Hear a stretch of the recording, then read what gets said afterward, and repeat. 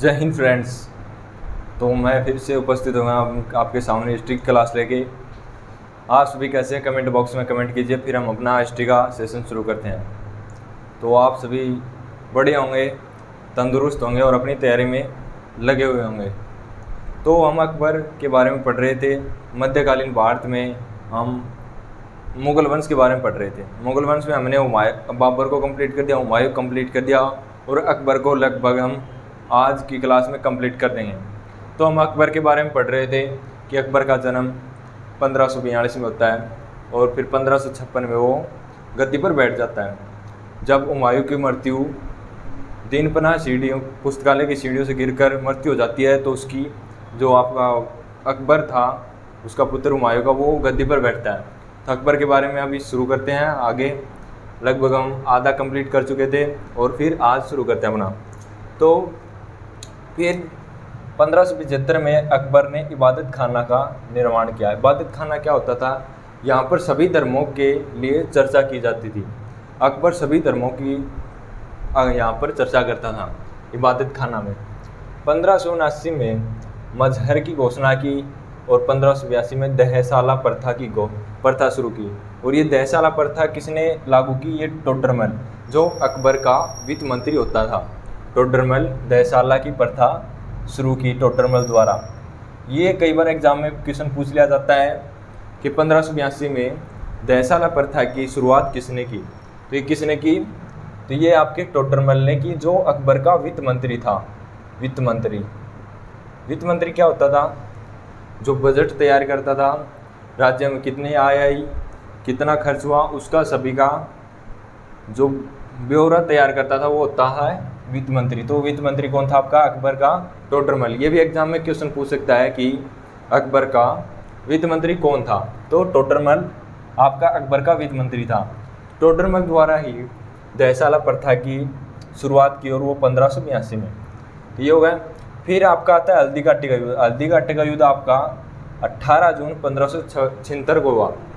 हल्दी घाटी का युद्ध 18 जून 1576 के मध्य हुआ है। ये इम्पोर्टेंट युद्ध है अकबर के लिए। तो ये आपको याद करना है कि हल्दी घाटी का युद्ध, डेट एकदम एक्यूरेट डेट याद होनी चाहिए। 18 जून 1576 को आपका हल्दी घाटी का युद्ध हुआ। और ये किस किस के मध्य हुआ? ये आपका अकबर और महाराणा प्रताप के मध्य हुआ। महाराणा प्रताप कहाँ का शासक था? ये चित्तौड़ का शासक था। तो इन दोनों के मध्य हल्दी घाटी का युद्ध हुआ। और कब हुआ? 18 जून 1576 को। जो अकबर की तरफ से नेतृत्व कौन कर रहा था सेना का? वो कर रहा था एक तो मान सिंह और आसफ खां। मान सिंह था आपका आमेर का शासक, जो बारमल का पुत्र था। बारमल ने अकबर की अधीनता स्वीकार कर ली थी, तो इसको 7000 का मनसबदार बना दिया था अकबर ने मान सिंह को। तो हल्दी घाटी के युद्ध में आपके अकबर की तरफ से थे मान सिंह और आसफ खां। और महाराणा प्रताप की तरफ से कौन थे? हकीम खां सूरी और राणा पूजा सोलंकी, भामाशाह और मन्ना जी झाला। ये चारों आपके अकबर प्रताप की तरफ से नेतृत्व कर रहे थे। कौन कौन अकबर प्रताप की तरफ से? हकीम खां सूरी, राणा पूजा सोलंकी, दूसरा, तीसरा भामाशाह और चौथा आपका मन्ना जी झाला। ये आपको इम्पोर्टेंट है, ये आपको याद कर रखने ही है। हकीम खां सूरी, राणा पूजा सोलंकी, भामाशाह और मन्ना जी झाला, ये थे अकबर की तरफ से सेना का नेतृत्व करता। और अकबर की तरफ से थे मान सिंह और आसफ खां। ये अनिर्णायक युद्ध हुआ, लेकिन कई इतिहासकार बताते हैं कि इसमें अकबर की विजय हुई। लेकिन ये अनिर्णायक युद्ध था। जो आपका महाराणा प्रताप था वो पहाड़ों में चला जाता है युद्ध भूमि को छोड़ के, तो ये मान लिया जाता है कि अकबर ही विजय हुआ इसमें। तो लेकिन ये अनिर्णायक युद्ध था। महाराणा प्रताप ने पूरी बहादुरी से इस युद्ध को लड़ा। तो ये हो गया आपका हल्दी घाटी का युद्ध, जिसे मेवाड़ का मैराथन भी कहते हैं। तो ये आपको याद करना है कि 18 जून 1576 को अकबर और महाराणा प्रताप के मध्य हल्दी घाटी का युद्ध हुआ। एक्यूरेट आपको डेट भी याद होनी चाहिए, 18 जून 1576 को। फिर आता आपका मनसबदारी प्रथा 1575 को अकबर द्वारा शुरू की गई।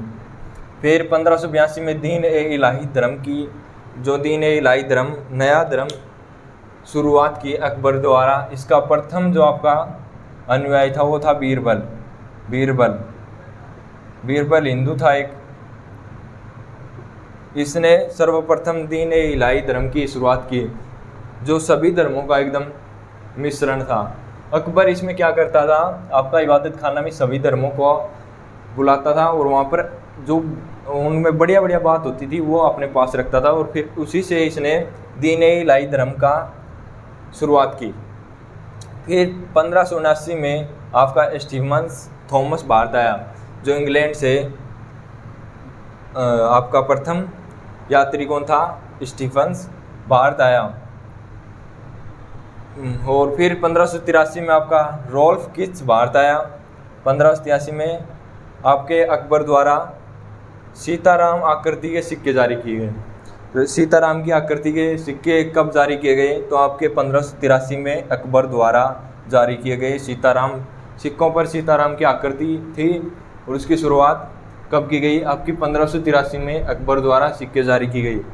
फिर पुर्तगाली इसी के समय एक आया, पुर्तगाली बर्नेल, जो अकबर के शासनकाल में पुर्तगाली कौन आया, बर्नेल, जो भारत में तम्बाकू लेकर आया। और यहीं से भारत में तम्बाकू की शुरुआत होती है। तो ये आपका इम्पोर्टेंट बनता है कि भारत में किस पुर्तगाली द्वारा तम्बाकू लाई गई, तो बर्नेल द्वारा तम्बाकू भारत में लाई गई, तम्बाकू।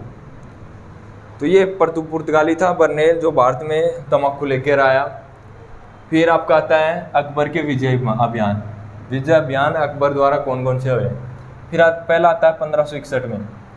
1561 में अकबर ने मालवा जीता और यहाँ का राजा कौन था, मालवा का बाज बहादुर था।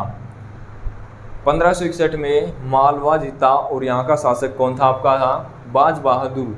और ये साम्राज्य विस्तार की दृष्टि से प्रथम विजय अभियान था। तो एग्जाम में क्वेश्चन पूछ लेगा कि साम्राज्य विस्तार की दृष्टि से पहला अभियान विजय अभियान कौन सा था, तो आपका आ जाएगा मालवा विजय अभियान। और कब, 1500। फिर मालवा विजय अभियान के बाद आता आपका 1562 में आमेर के शासक थे बारमल, राजा बारमल थे। और इन्होंने बिना युद्ध के ही अकबर की अधीनता स्वीकार कर ली। और इनकी पुत्री थी हरखाबाई, जिसे इतिहास में जोधाबाई के नाम से जानते हैं। फिर इनकी जो पुत्री थी हरखाबाई, इसकी शादी अकबर के साथ करवा दी। और जो इनका पुत्र था मानसिंह, उसको 7,000 का अकबर के दरबार में मनसब बना दिया। और इनको खुद को, राजा बारमल को 5,000 का मनसब बना दिया। जो इसका पुत्र मानसिंह था, इसको तो जो अकबर का दरबार था उसमें 7,000 का मनसब बना दिया। और जो राजा बारमल थे उसको 5,000 का मनसब बना दिया। फिर आता है 1562 में ही गोंडवाना को जीता। और किसके नेतृत्व में, आसफ खां के नेतृत्व में जीता। और यहाँ की रानी थी दुर्गावती रानी थी। इनके पति की मृत्यु हो चुकी थी। जो इनका पुत्र था वीरनारायण, वो अल्पायु था, उसकी उम्र छोटी थी, लगभग 3 से 4 साल का था वो। जो इनके पति संग्राम शाह की मृत्यु हो चुकी थी। तो 1562 में गोंडवाना को जीता। फिर 1568 में मेवाड़, और मेवाड़ के शासक कौन थे, राणा उदय सिंह, जो कि अकबर महाराणा प्रताप के पिता थे। तो ये बस आपको इनकी डेट याद रखनी है जो नीचे वाले हैं। फिर 1569 में रणथंभौर को जीता। 1570 में जैसलमेर व बीकानेर को जीता।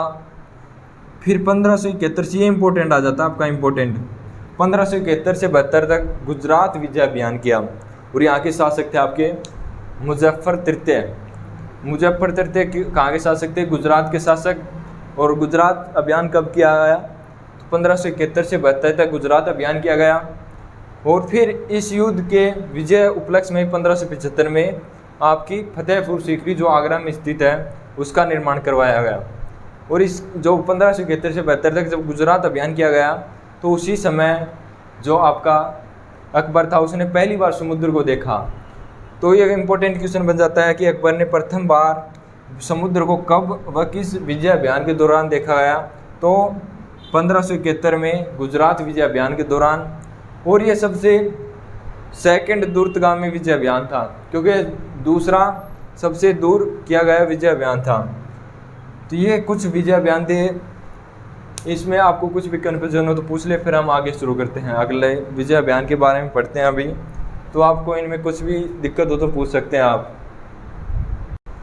तो अब थोड़ा आगे चलते हैं, अकबर के विजय अभियान के बारे में और जानते हैं। तो 1581 में विजय अभियान किया और काबुल को जीता। 1574 में बंगाल को जीता। यह आपको बस डेट याद रखनी है, ज़्यादा इंपॉर्टेंट नहीं है, इंपॉर्टेंट मैंने बता दिया था पहले। 1585 में फिर कश्मीर को जीता। 1591 में सिंध को जीता और फिर 1600 ईस्वी में अहमदनगर को जीता। और ये लास्ट अभियान था अकबर का कि 1601 में असीरगढ़ जो मध्य प्रदेश में पड़ता है उसको जीता। तो ये इसका लास्ट अभियान था 1601 में। ये क्वेश्चन पूछ लेगा अकबर का लास्ट अभियान कौन सा था, तो आपको आंसर क्या करना है, असीरगढ़ अभियान मध्य प्रदेश 1601 में। फिर अकबर के समय 15 सूबे थे। अकबर के समय जो साम्राज्य को सूबों में बांट रखा था, कितने सूबे थे, 15 सूबे थे। ये एग्जाम की दृष्टि से इम्पोर्टेंट, आपको ये भी याद रखना है। फिर अब पढ़ते हैं अकबर की स्थापत्य कला। ये तो हो गए हमारे कंप्लीट अकबर के विजय अभियान। विजय अभियान के जो आपको 3 से 4 ही इम्पोर्टेंट है, मालवा का और गुजरात का ज़्यादा इम्पोर्टेंट है, तो उसको ज़्यादा ध्यान से पढ़ना। और ये तो बस आपको बस थोड़े ऊपर ही देखने हैं, ज़्यादा इम्पोर्टेंट नहीं है। तो फिर अब पढ़ते हैं अकबर की स्थापत्य कला की तरफ चलते हैं कि अकबर ने किस किस का निर्माण करवाया। तो अकबर ने हुमायूं का जो मकबरा था उसकी मरम्मत करवाई। हुमायूं का मकबरा की मरम्मत करवाई। हुमायूं का मकबरा 4 बाग शैली द्वारा निर्मित था। 4 बाग शैली कैसी होती है कि ये एक पूरा गार्डन होगा ऐसे बटा हुआ था, इसको कहते हैं 4 बाग शैली। 4 बाग शैली से निर्मित था हुमायूं का मकबरा।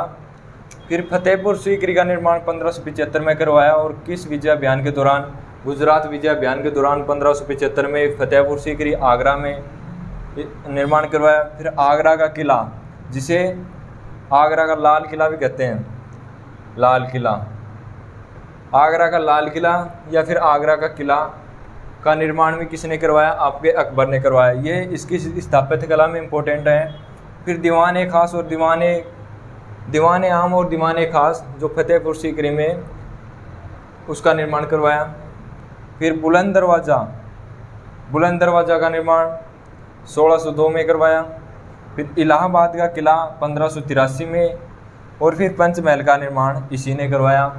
फिर अकबर का मकबरा कहाँ पर है, सिकंदरा में है। ये इम्पोर्टेंट है कि अकबर का मकबरा कहाँ पर है, तो ये सिकंदरा में।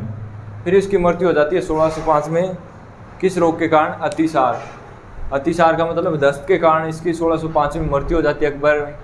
फिर इसका पुत्र आता है जहांगीर। अब थोड़ा अकबर के 9 रत्न थे उसके दरबार में, तो उनके बारे में पढ़ते हैं हम। तो पहला आपका आता है 9 रत्न में बीरबल, जो कि हिंदू था और वो कवि भी था। फिर दूसरा आता है आपका अबुल फजल, जिसने अकबरनामा की रचना की है। थर्ड भाग आईने अकबरी की भी रचना इसी ने की है। और तीसरा आता है आपका नवरत्न में फैजी, जो एक चिकित्सक था। टोडरमल एक वित्त मंत्री था, अकबर का वित्त मंत्री। फिर अब्दुल रहीम खान खाना, इसका नाम था अब्दुल रहीम। और गुजरात विजय अभियान के दौरान इसको उपाधि दी गई खान खाना। ये इसी ने बाबरनामा का फारसी में अनुवाद किया है। फिर तानसेन, इसकी रचना है मियाँ मल्हार का राग, जो एक संगीत था। फिर आपका था मानसिंह। और फिर मुल्ला दो प्याजा, जो एक सलाहकार था अकबर का नवरत्नों में।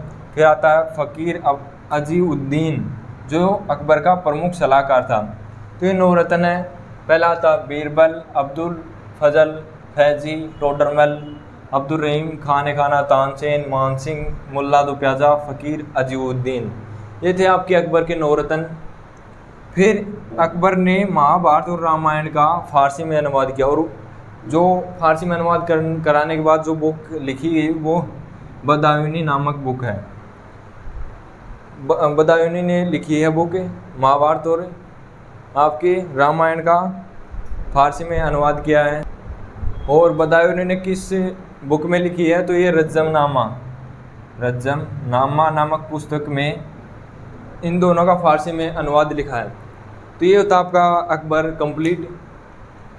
अकबर के बारे में अगर आपको कुछ भी कन्फ्यूजन हो तो आप पूछ सकते हैं। तो फिर हम कल पढ़ेंगे अपना जहांगीर, जो इसका पुत्र था, सबसे बड़ा पुत्र अकबर का, उसके बारे में हम कल पढ़ेंगे। अगर आपको अकबर में या फिर जितना आज तक हमने पढ़ लिया, अगर उसमें कुछ भी कन्फ्यूजन हो तो आप बेझिझक कमेंट के माध्यम से पूछ सकते हैं। तो मिलते हैं कल। तो आप सबसे ज़्यादा तो आपका अहम रोल है कि आप हमें सपोर्ट कीजिए। आप जितना ज़्यादा सपोर्ट करेंगे हम आपके लिए उतना ही बेहतर कंटेंट लेकर आएंगे, उतनी ज़्यादा हम आपके लिए मेहनत करेंगे। बस आपको एक लाइक करना है और सब्सक्राइब करना है, अपने दोस्तों के पास सबसे ज़्यादा शेयर करना है। तो मिलते हैं कल, तब तक के लिए जय हिंद जय भारत।